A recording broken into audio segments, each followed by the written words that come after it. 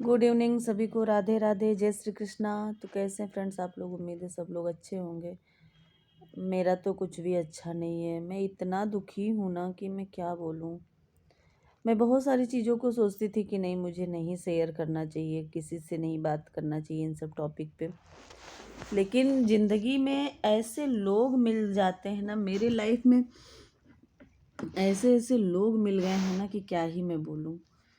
अभी मेरा इतना दिमाग ख़राब हो रहा है, इतना दिमाग ख़राब हो रहा है। मैं उस टॉपिक पे बात करूं कि ना करूं आप लोगों से, मुझे ये भी उचित नहीं लग रहा है कि मैं उस टॉपिक पे बात करूं। बट इतना ना मैं दुखी हूँ।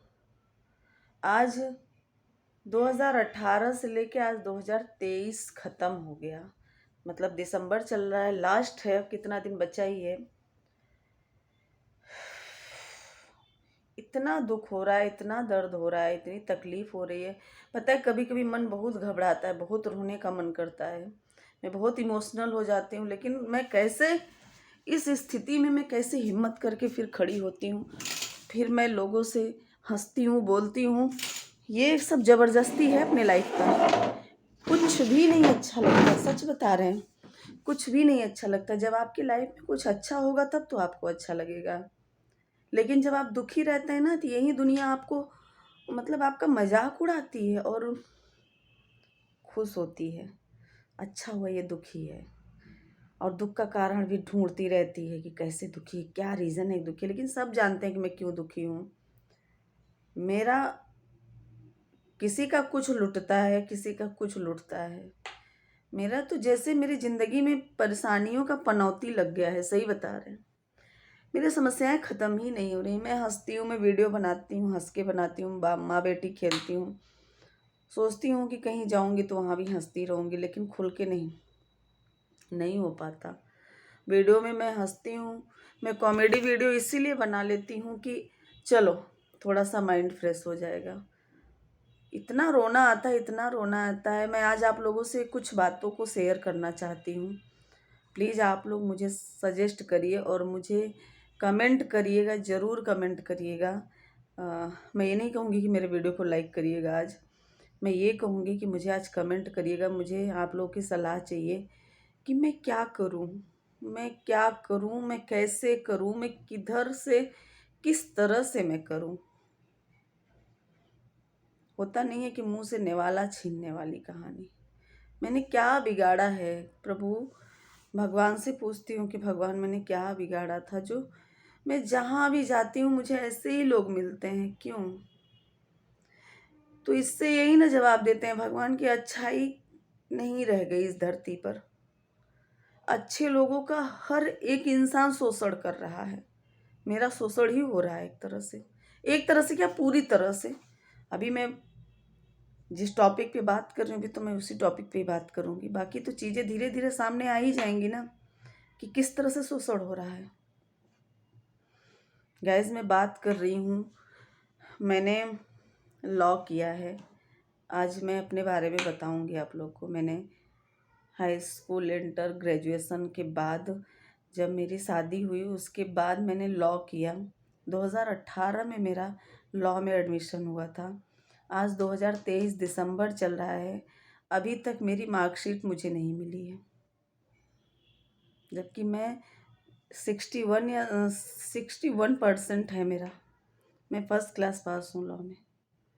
लेकिन मेरी मार्कशीट नहीं दे रहा है वो स्कूल का मैनेजर। मैं इतनी बार फ़ोन करती हूँ, फ़ोन कट हो जाएगा। मैं घर जाती हूँ उसके कि सर प्लीज़ मेरा दे दीजिए, मेरा दे दीजिए। नहीं दे रहा है वो।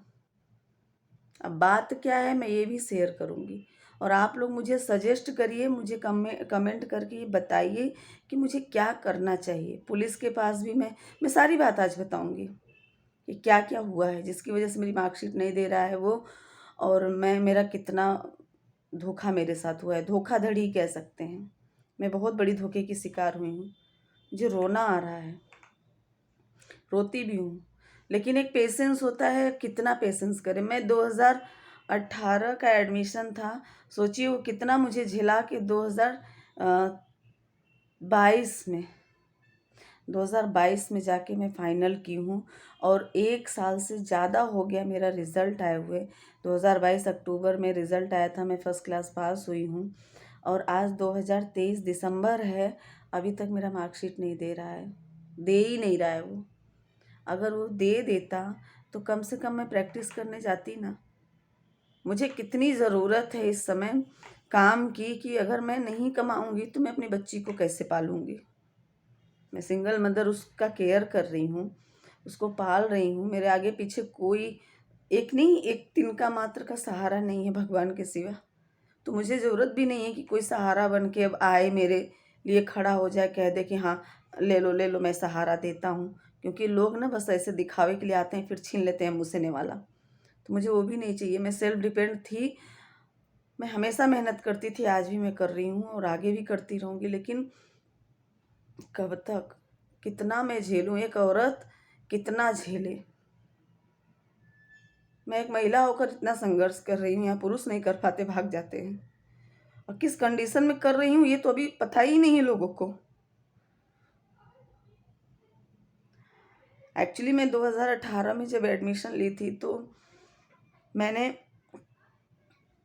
2018 में एडमिशन लिया। उसके बाद 2019 से मेरी ज़िंदगी में तूफ़ान आया और 2020 में कोरोना आ गया। 2019 लास्ट, 19 स्टार्टिंग से ही तूफ़ान आया, मैं बर्दाश्त करती चली गई लास्ट तक। बहुत तूफ़ान ने तूल पकड़ लिया।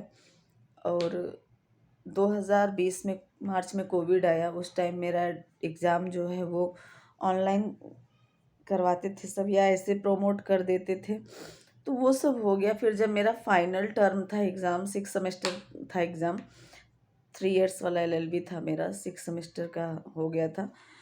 तो जब मेरा फाइनल टर्म था तो जो वो क्लर्क था वो मुझे बताया ही नहीं, जिसको मैं फ़ीस पे करती थी, वो मुझे बताया ही नहीं कि आपका मतलब एग्ज़ाम हो गया। 1 दिन के अंदर एग्ज़ाम हो गया और उसके बाद एडमिशन का डेट निकल गया। फिर वो ये नहीं बताया कि आप एडमिशन ले लीजिए, आपका एडमिशन एग्ज़ाम छूट गया है तो आपका बैक आ गया है, आप एडमिशन ले लीजिए। 1 साल मेरा वो लॉस हुआ।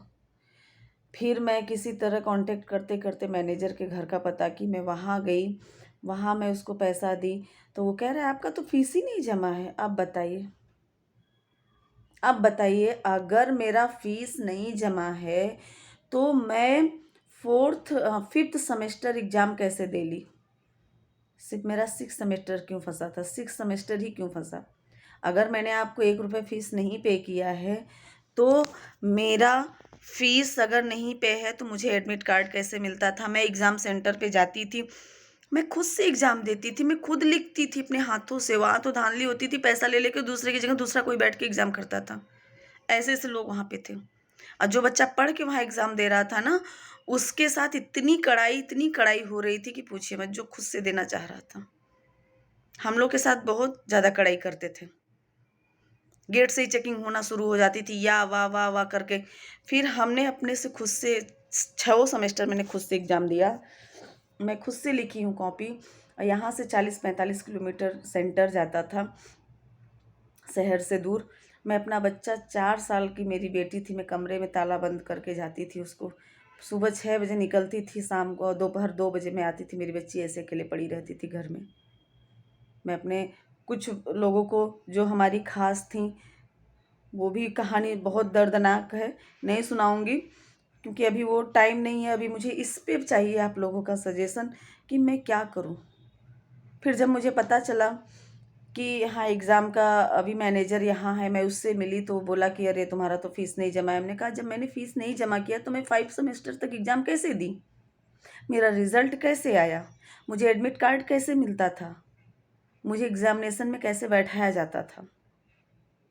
सवाल का जवाब चाहिए मुझे। तो बोला वो जो जिसको आप फीस देती थी वो बहुत बड़ा चोर है, इतने इतने बच्चों का, मतलब वो इंसान उस मैनेजर का सगा भतीजा था, उसके भाई का लड़का। मैं उसके घर गई, उसकी बीवी गिड़गिड़ा रही थी, रो रही है। मैं क्या बोलूँ, मैं वो घर में बैठा है, बाहर नहीं निकला, कहनी नहीं है नहीं है। मेरा फ़ोन उठाना बंद कर दिया। मैं अपने भाई को लेके इसके यहाँ उसके यहाँ सबके यहाँ दौड़ रही हूँ, लेकिन कोई नहीं सुना। लास्ट में मैनेजर ने कहा कि अच्छा ठीक है बेटा, तुम पैसा दे दो, तुम्हारा 6 सेमेस्टर का हम फॉर्म भरवा देते हैं। मैं वहाँ भी गई, फिर 7,000 रुपये दी। टोटल हमने 60 से 65,000 रुपये दिया है लॉ के लिए, जिसमें मेरा और मेरे भाई का दोनों का था। तो मेरे भाई का तो मार्कशीट दे दिया, वो मैं किसी तरह इतना रिक्वेस्ट की तो मेरे भाई का दे दिया, लेकिन मुझे जैसे कि वो क्या मेरे से चाह रहा है, मुझे यही नहीं समझ में आ रहा है कि मेरी मार्कशीट नहीं दे रहा है। मैं रोज़ अगर फ़ोन करती हूँ, मेरा फ़ोन नहीं उठाता है। मैं जाती हूँ तो बातों को टाल देता है, मिलता नहीं, फ़ोन पे भी बात करेगा तो बात को टाल देगा, बस मार्कशीट नहीं दे रहा है। कह रहा है नहीं दूँगा। अगर आज वो मुझे मार्कशीट दे देता तो मैं अपना रजिस्ट्रेशन कराती, मैं आगे प्रैक्टिस शुरू करती, मुझे अपना बच्चा पालना है। अभी तो बहुत सारी, क्या मैं उस दर्द को बयां करूं जिस दर्द से मैं गुजर रही हूँ। लेकिन मुझे इस कंडीशन में जो रखा है ना, उसका कभी भला नहीं होगा। सही बता रही हूँ, जो इस रखा क्या है, जो इस सिचुएशन में मुझे पहुंचाया है, उसका कभी भला नहीं होगा। वो जो क्लर्क था वो उसी मैनेजर का भतीजा था, सगा भतीजा। कह रहा है आप उसको फीस देती थी तो आप हमें क्यों नहीं बताती थी, हमारे पास फीस नहीं है। तुम्हारा स्टाफ चोर था, तुम्हारा स्टाफ, तुम्हारा अपना खुद का भतीजा चोर था, तुम रखे थे, तुमने क्या पेपर में निकला है, कहा मैं 2 साल पहले निकाल दिया था। अब मुझे ये तक नहीं पता कि उसका भतीजा 2 साल से स्कूल से निकला है। वो मुझे मिल मिल के आता था, मैं जहाँ रहती थी उस मोहल्ले में आता था, क्योंकि उसका वहाँ पे घर था कि क्या था, हाँ उसी मोहल्ले में उसका घर था मैनेजर का। वो आता था अपने चाचा के घर, फिर वहीं से फ़ोन करता था कि फ़ीस दे दीजिए। अब कॉलेज इतना दूर था, मुझे जाने में भी अब सुविधा, मेरे पास गाड़ी नहीं थी। ठीक है सर, मैं फीस, मैं अपने भाई के साथ जा जाकर उसको पैसा देती गई, पैसा देती गई। वो मुझे रसीद, मैंने बार बार कहा सर रसीद दे दीजिए, सर रसीद दे दीजिए, हाँ हाँ दे देंगे, हाँ दे, 1-2 रसीद भी मुझे दिया है, ऐसा नहीं मुझे नहीं दिया है। मुझे तभी तो फेथ हुआ, मैं सारा एग्ज़ाम दी 5 सेमेस्टर। उस 6 सेमेस्टर में जब उसको एकदम वो समझ गए, सब लोग उसको हटा दिए, तो मेरा एग्ज़ाम ले डूबा। और उसके बाद जब मैं किसी तरह फिर दौड़ के मैनेजर के पास, आज मैनेजर भी कह रहा है कि पैसा दोगी तभी हम मार्कशीट देंगे, और आज वो भाग गया भतीजा। उसके घर भी जाओ तो नहीं मिलता है क्या नहीं, बताइए किस पे विश्वास करें। आपके स्कूल का, आपके कॉलेज का स्टाफ चोर है तो शोषण तो मेरा हुआ ना, 60-65 हज़ार रुपये मैंने दिया ना। मैं दोबारा से कहाँ से फीस भरूँ, कहाँ से फीस भरूँ?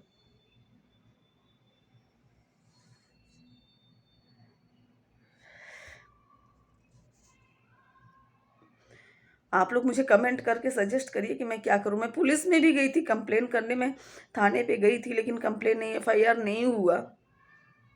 गरीब लोगों का और बेचारा लाचार लोगों का कोई सुनता भी नहीं है ना। कोई मेरा रिसोर्स नहीं है ना कि मैं जाके एफआईआर कराऊं। कोई एफआईआर भी नहीं कर रहा है।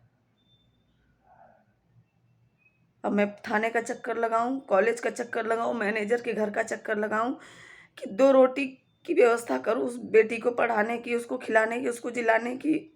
क्या करूं मैं? मुझे सजेस्ट करिए आप लोग। मैं प्रयास करूंगी, मैं फिर से एक बार जाऊंगी उसके पास कि भैया मेरा मार्कशीट दे दो, मेरा मार्कशीट दे दो।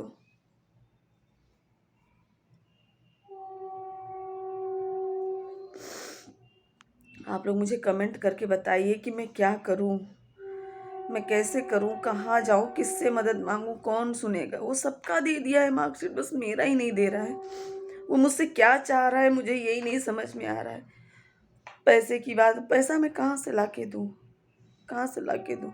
तुम इतने बड़े आदमी हो, तुम मेरा पैसा भी ले लिए, तुम्हारी नीयत इतनी गंदी है, और मेरा मार्कशीट भी नहीं दे रहे हो, तो मैं कहाँ से ला के दूँ? मैं भगवान से रोज़ प्रे करती हूँ कि नहीं, मैं नहीं बात करूँगी इन सब टॉपिक पे, मुझे नहीं किसी से चर्चा करना है। मैं जाऊँगी, मैं बात करूँगी, मैं अपना मार्कशीट लूँगी, लेकिन कब तक? 1 साल हो गया, मुझे भी घबराहट होती है, मुझे बेचैनी होती है। मेरी मार्कशीट मिल जाता, मैं रजिस्ट्रेशन कराती, मैं प्रैक्टिस को जाती। मेरे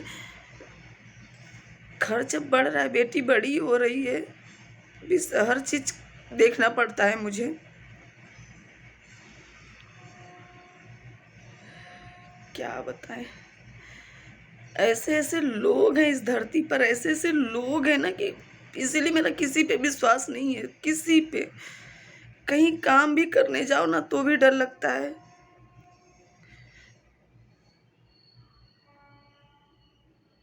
कि कब आपका शोषण हो जाएगा। इस संसार में ऐसे लोग हैं, अपने ऊपर जब दुख पड़ती है ना तो लोगों को बहुत कष्ट होता है, बहुत कष्ट होता है। दूसरे का शोषण कर रहे हो, उसके दर्द को नहीं समझ रहे हो। आप लोग प्लीज मुझे कमेंट करके बताइए कि मुझे क्या करना चाहिए। मैं थक गई हूँ अब। सारी परेशानियां मेरे ही जिंदगी में क्यों है? तभी तो मैं बोलती हूँ प्रभु मुझे ले चलिए, नहीं रहना मुझे, ना आना है।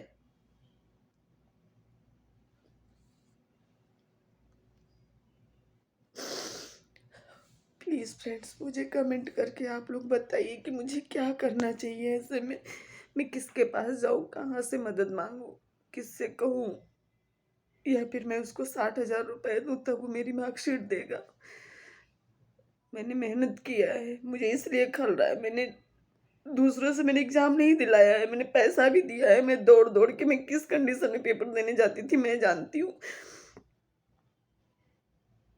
मैं पास भी हूँ, मैं फर्स्ट क्लास पास भी हूँ, लेकिन वो मेरा मार्कशीट नहीं दे रहा। मैं क्या बोलूं? आप लोग मुझे कमेंट करके बताइए मुझे क्या करना चाहिए ऐसे में, किसके पास जाना चाहिए, कैसे करें कि मेरी मार्कशीट मिल जाए किसी तरह। मैं आगे बताऊंगी अभी उसके बारे में कि वो क्या क्या किया है, कितना घोलमाल किया है। गाइस वीडियो लंबा हो रहा है, मैं आगे आप लोग मुझे कमेंट करके बताइए, फिर मैं बात करूंगी।